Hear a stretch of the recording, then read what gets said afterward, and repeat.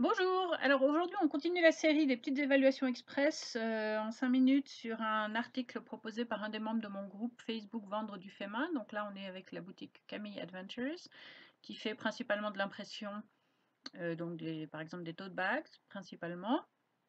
Et puis, alors je suis un petit peu ce qu'elle fait depuis un moment, donc j'ai déjà un petit peu des idées en fait sur ce qui se passe là. Je vais lancer le chronomètre pour les 5 minutes. Alors, clairement, Camille, il y a des questions à résoudre sur les photos. Non pas qu'elles soient pas bonnes, elles sont très bien les photos, mais elles ne sont pas forcément adaptées à Etsy.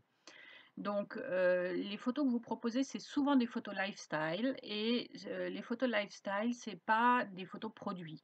C'est des photos qui sont bien pour faire le marketing, c'est des photos qui sont bien pour Instagram, pour donner une image de la marque. Mais quand on est sur une plateforme comme Etsy, c'est vraiment très important de penser produit. Donc, on est là pour vendre et imaginez que les gens vont trouver vos listings après des résultats de recherche, ils vont être noyés dans une masse de choses similaires.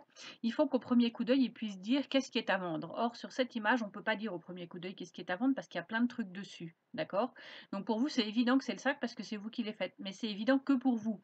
C'est pas évident pour les gens qui regardent et c'est pas évident non plus pour les moteurs de recherche qui font éventuellement de l'identification d'images automatique. D'accord? Et qui vont essayer d'indexer en fait les images en fonction de ce qu'il y a sur la photo. Il y a trop de choses en fait sur la photo.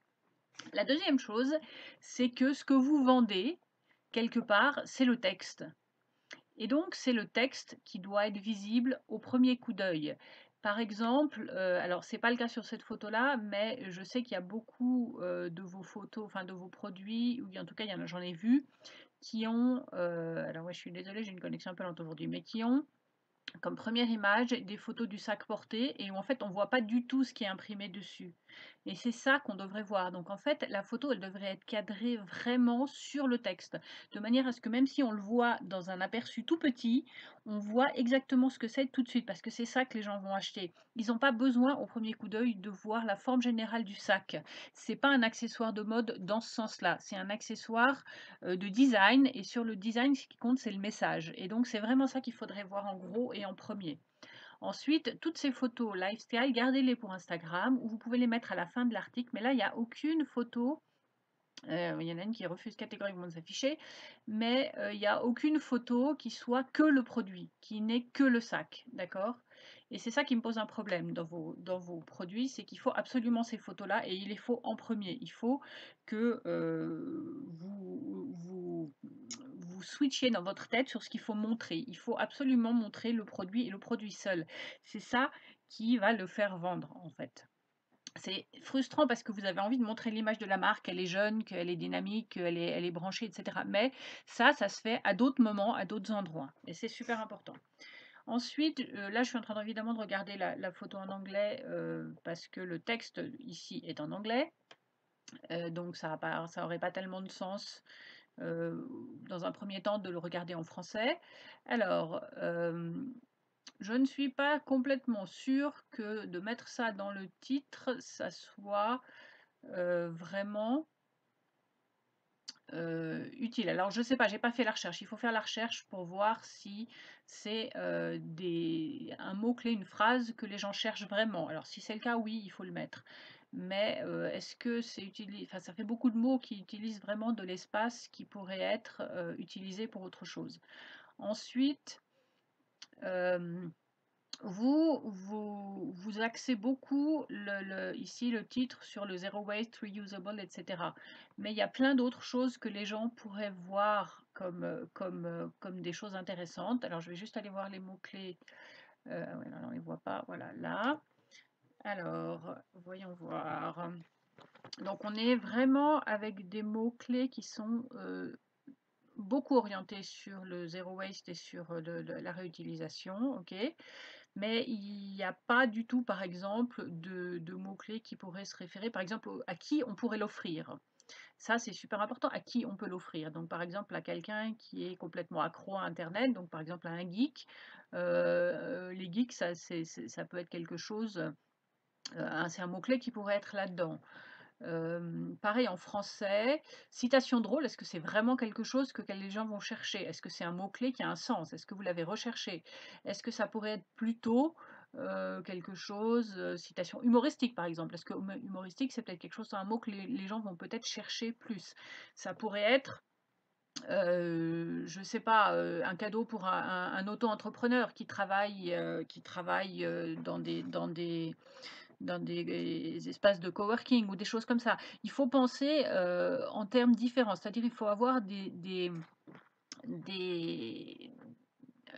un panel plus large de ah, il y a mon petit, chronomètre qui sonne.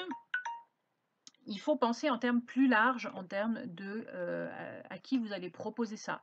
Ensuite, d'un point de vue très pratique, il y a Natural Cotton Bag ici, et puis ici, dans les trucs en français, je vois aucune mention de la couleur, d'accord?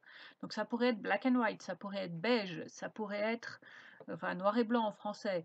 Il y a plein de styles, enfin de types de keywords que vous n'utilisez pas parce que vous êtes focalisé vraiment sur la création des trucs et sur votre vision.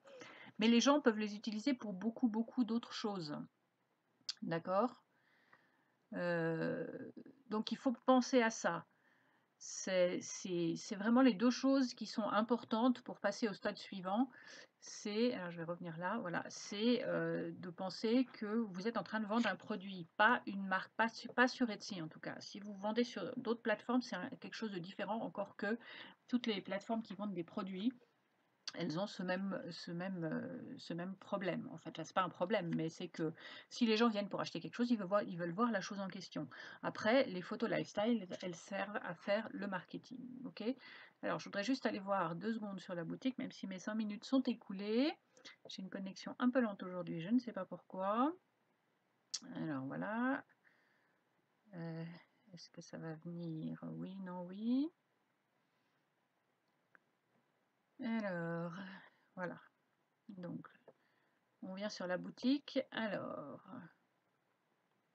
voilà. Donc, l'autre jour, celui que je regardais, et parce que vous demandiez des suggestions sur ce sac-là, et celui-là, clairement, si je le vois en petit sur un petit écran, je ne vois pas ce qui est écrit dessus, d'accord, dans cette image-là. Celui-là, tout ce que je vois ici, c'est tout ce qui est autour, d'accord. Et c'est vraiment super important de comprendre ça. La première image, elle doit contenir uniquement le produit. Encore une fois, pas seulement pour le client, mais pour le client, c'est hyper important. Aussi pour les programmes de reconnaissance d'image. Là, de nouveau, on a deux trucs. Et du coup, pour moi, ce que je vois en premier, c'est le livre dans cette image-là. Et je ne sais pas ce qu'il y a à vendre. D'accord. C'est trop, les images sont trop compliquées. Elles sont trop chargées. Elles distraient l'œil de ce qui est important, c'est-à-dire le produit. Donc voilà, j'espère que ça vous a aidé. Si vous avez aimé cette vidéo, vous pouvez la liker, vous abonner à ma chaîne pour savoir quand est-ce que je publie d'autres vidéos. Et puis sur mon site, j'ai également, enfin, vous avez la possibilité d'avoir des évaluations de boutique complètes, donc qui se font en vidéo, qui sont des évaluations qui contiennent à peu près, bon, en général je dis 1 heure de vidéo, mais en fait il y en a 3 ou 4, avec vraiment tous les aspects de votre boutique. Qui sont évalués de façon professionnelle avec donc les aspects marketing, les aspects vraiment physiques, enfin, concrets de comment la boutique est organisée, comment les produits sont présentés, quels sont les mots-clés qui sont utilisés et tout ça. Et puis vous pouvez rejoindre bien sûr le groupe Facebook Vendre du fait main. N'oubliez juste pas de remplir les questions parce que les gens qui ne répondent pas aux questions, je ne les accepte pas dans le groupe, ça me permet de trier les robots et les choses automatiques des vraies personnes. Voilà, je vous retrouve bientôt, au revoir.